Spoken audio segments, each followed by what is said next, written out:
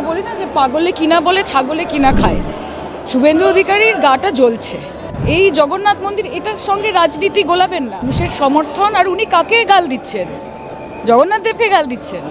কি করতে চাইছেন? আপনারা যে কুম্ভ করছেন, আপনারা যে রাম মন্দির করছেন, সেটা কিসের টাকায় হচ্ছে, কার টাকায় হচ্ছে? আজকে আমি ওনার ব্যাপারে কথা বলে এই সুন্দর, এই পবিত্র জায়গাটাও নষ্ট করতে চাই না, এই পবিত্র সময়টাও নষ্ট করতে চাই না।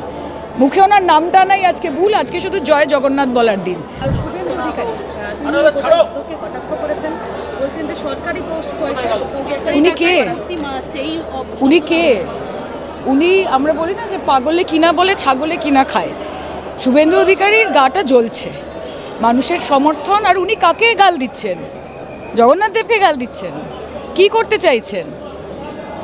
মানুষের আবেগ, এই জগন্নাথ মন্দির, এটার সঙ্গে রাজনীতি গোলাবেন না। আপনারা যে কুম্ভ করছেন, আপনারা যে রাম মন্দির করছেন, সেটা কিসের টাকায় হচ্ছে, কার টাকায় হচ্ছে?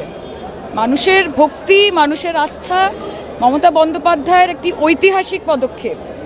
আবেগপ্রবণ মানুষ আজকে।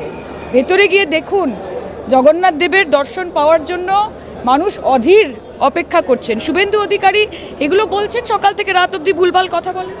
মানুষ এইগুলোর জবাব 2026-এ দেবেন।